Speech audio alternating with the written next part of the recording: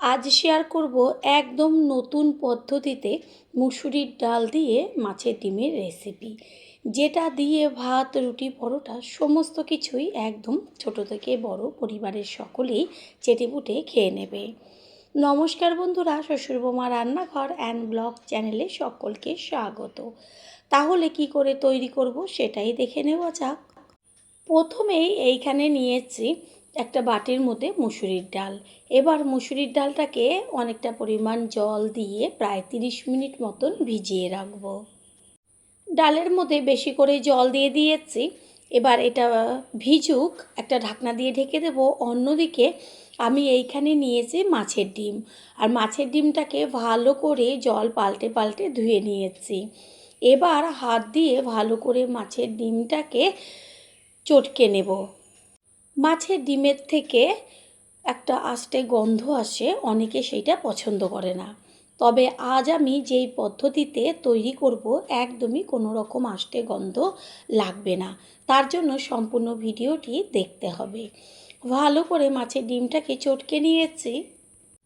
এটা এইভাবে থাক। এবার হাতটা ধুয়ে নিয়ে তারপরে 30 মিনিট আগে যে ডালটা জলে ভিজিয়ে রেখেছিলাম কত সুন্দর ফুলে গেছে। এবার এটাকে 5 থেকে 6 বার জল পাল্টে পাল্টে ধুয়ে জলটাকে ফেলে দিয়ে এবার সম্পূর্ণ ডাল একটা মিক্সিং জারের মধ্যে দিয়ে দিচ্ছি।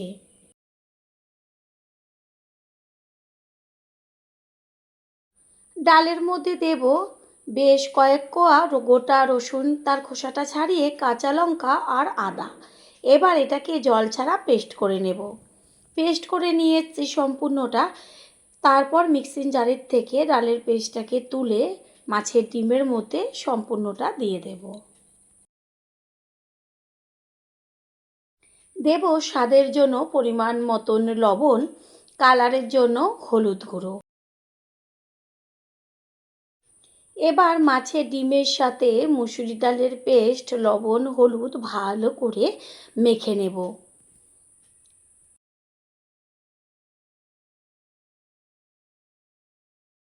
মেখে নেওয়া হয়ে গেছে, এটাকে সাইডে সরিয়ে রাখবো। তারপর হাতটা ধুয়ে গ্যাসের ওভেনে একটা কড়াই বসিয়ে কড়াইটাকে ভালো করে গরম করে নিয়েছি। তারপর দিয়ে দিচ্ছি সর্ষের তেল। তেলের মধ্যে দিয়ে দিলাম 1 চা চামচ পরিমাণ কালো জিরে আর একটা শুকনো লঙ্কা। ফোড়নটা সুন্দর একটা ভাজা গন্ধ বেরোচ্ছে। এই পর্যায়ে ছড়িয়ে দিয়েছি 1/2 চা চামচ মতন হলুদ। হলুদ দেওয়ার সাথে সাথে এর মধ্যে দিয়ে দিচ্ছি কুচিয়ে নেওয়া পেঁয়াজ। এইখানে বড় সাইজের একটা পেঁয়াজ ব্যবহার করেছি, আর যদি মাঝারি সাইজের পেঁয়াজ ব্যবহার করেন তবে দুটো দেবেন। তারপর ভালোভাবে তেলের মধ্যে পেঁয়াজটাকে ভেজে নেব। পেঁয়াজ দেওয়ার সাথে সাথে দিয়ে দিচ্ছি ডুমো ডুমো করে বড় করে কেটে নেওয়া আলু। এই রেসিপিতে আলুটা দিলে ভীষণ ভালো টেস্ট হয়, আর যদি কারোর আলু খাওয়া বারণ থাকে তবে আলুটা স্কিপ করবেন। তবে রেসিপিটা তৈরি করার পদ্ধতি একই থাকবে।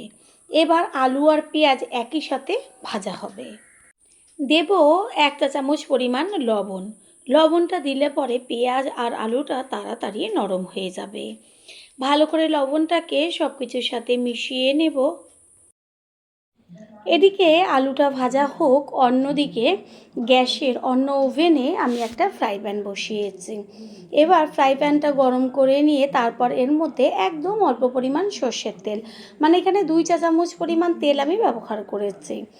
তারপর আস্তে করে ওই যে ডিমটা মেখে রেখেছিলাম মুসুরির ডাল দিয়ে, সেটাকে সম্পূর্ণটা ফ্রাই প্যানের উপরে দিয়ে দেব। তারপর খুন্তি দিয়ে বেশ চারদিকে সমান করে একদম যে গোলা রুটি করা হয় ঠিক সেরকমভাবে সমান করে দেব। চারদিকটা একদম সুন্দরভাবে খুন্তির পেছন দিয়ে সমান করে দেব। তারপর গ্যাসের ফ্লেম লোতে থাকবে, এটা সুন্দরভাবে ভাজা হতে থাকবে। আর এদিকে আলুটাকে একটু ওপর নিচ করে নেড়েচেড়ে নেব। তারপরই এর মধ্যে দিয়ে দেব 1.5 চা চামচ পরিমাণ রসুনের পেস্ট। আলুর সাথে রসুনের পেস্টটা ভালোভাবে ভাজতে হবে। আর এই রসুনের পেস্টটা কখন দেবেন? যখন দেখবেন আলুটা 50%-এর উপরে সিদ্ধ হয়ে গেছে, ঠিক সেই সময়ই রসুনের পেস্টটা দিতে হবে। আমি আলাদাভাবে আলুটা ভেজে নিতেই পারতাম, তবে তেল এতে বেশি লাগতো। যে কোনো সবজি হোক না কেন বা মাছ মাংস, প্রত্যেকটা জিনিসই আমাদের প্রত্যেকেরই খাওয়া খুবই প্রয়োজন, কারণ প্রত্যেকটা জিনিসের আলাদা আলাদা গুণ থাকে।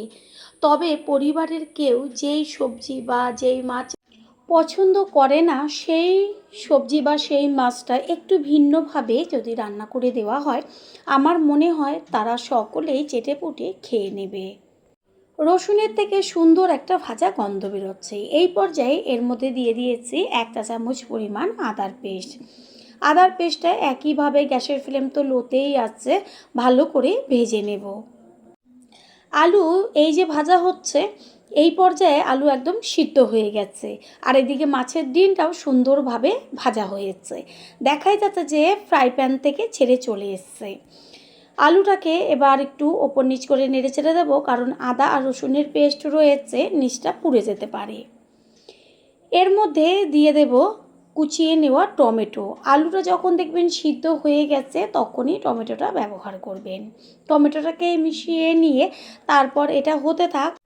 দেব 1 চা চামচ পরিমাণ ধনের গুঁড়ো আর 1 চা চামচ পরিমাণ জিরের গুঁড়ো, কালারের জন্য হলুদ গুঁড়ো। আমি এইখানে আর কোনো রকম কাশ্মীরি লঙ্কার গুঁড়ো ব্যবহার করব না, কারণ আমি আলাদাভাবে পাকা লঙ্কা একটু পেস্ট করে রেখেছিলাম, সেই লঙ্কার পেস্টটাই এর মধ্যে দিয়ে দেব। যে যেমন ঝাল খাবেন সেই অনুযায়ী ঝালটা ব্যবহার করবেন। ভালোভাবে মশলাটাকে কষিয়ে নেব। মশলাটা কষানো হতে থাক, অন্যদিকে যে ডিমটা ভাজা হচ্ছে এটা এবার নাবিয়ে নেব। সুন্দরভাবে ভাজা হয়ে গেছে, এপিট ওপিট করে ভেজে নিয়েছি। দুই পিঠই খুব সুন্দরভাবে ভাজা হয়েছে, আর এটা শুধুও খেতে খুব ভালো লাগে। তবে আমি এইটা একটু অন্যভাবে রান্না করব। এবার একটা ছুরি দিয়ে ভালো করে পিস পিস করে কেটে নেব। বেশ বরফি আকার করে কাটবো, যে যেমন সাইজের কাটবেন নিজেদের পছন্দ মতন কেটে নেবেন। পুরনো বন্ধুদের সবসময় আমাদের পাশে এইভাবে ভালোবেসে থেকে এগিয়ে নিয়ে যাবার জন্য অনেক অনেক ভালোবাসা। মশলা কষিয়ে নেওয়া হয়ে গেল, সুন্দর একটা মিষ্টি গন্ধ বেরোচ্ছে। এই সময় এর মধ্যে দিয়ে দেব 2-3টে চিড়ে নেওয়া কাঁচা লঙ্কা। পাকা লঙ্কা তো পেস্ট করেই দিয়েছি। এবার উষ্ণ গরম জল গ্যাসের ফ্লেম হাই করে দিয়ে দেব। জলের পরিমাণটা অবশ্যই বেশি দেবেন। জলের পরিমাণ যদি বেশি না দেন তাহলে খেতে কিন্তু ভালো লাগবে না, কারণ ঝোলের মধ্যে যখন ডিমটা দেব তখন সমস্ত ঝোল ডিমে টেনে নেবে। সেই কারণে জলের পরিমাণ বেশি দিতে হবে। কিছুক্ষণের জন্য একটা ঢাকনা চাপা দিয়ে দেব, আর আলু তো ভাজাতেই সিদ্ধ হয়ে গেছে। 3 থেকে 4 মিনিট বাদে কড়াইয়ে ঢাকনাটা সরিয়ে দিয়ে তারপরে একটু ঝোলটাকে নেড়েচেড়ে দেব। আর আলু একটা চেক করে দেখিয়ে দিচ্ছি, সম্পূর্ণ আলু সুন্দরভাবে গলে গেছে। একটু চেক করে নিয়েছিলাম লবণের প্রয়োজন, সেই কারণে 1 চা চামচ পরিমাণ লবণ দেওয়া হলো। লবণটাকে মিশিয়ে নেব। তারপরই ঝোলের মধ্যে দিয়ে দেব ভেজে নেওয়া মাছের ডিমগুলো। দেখতে কত সুন্দর লাগছে দেখতে। প্রথমবার যারা আমাদের চ্যানেল ভিজিট করছেন তাদের আন্তরিক শুভেচ্ছা ও অনেক ভালোবাসা। আমাদের রেসিপিগুলো যদি ভালো লেগে থাকে সাবস্ক্রাইব করে দেওয়ার অনুরোধ রইল, ও পাশে থাকা বেল আইকনে ক্লিক করলে পরবর্তী ভিডিওগুলো সবার আগে আপনাদের কাছে পৌঁছে যাবে। দেখতেই পাওয়া যাচ্ছে যে কতখানি পাতলা ঝোল রয়েছে। এই ঝোলটা অর্ধেকের বেশি টেনে যাবে। যে যেখান থেকে ভিডিওটি দেখছেন অবশ্যই কমেন্টের মাধ্যমে জানাবেন। আপনাদের ধন্যবাদ জানাতে পারলে সত্যিই আমরা অনেক অনেক খুশি হব।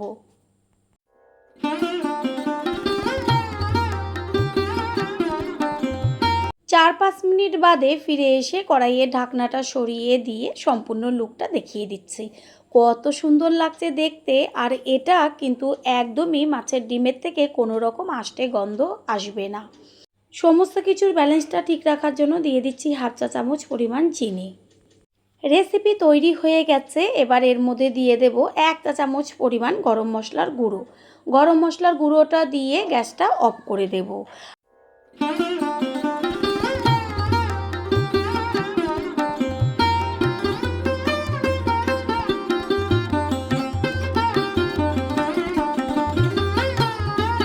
গ্যাস অফ করে দিয়েছি আর সবশেষে দিয়ে দিচ্ছি 1 চা চামচ পরিমাণ গাওয়া ঘি।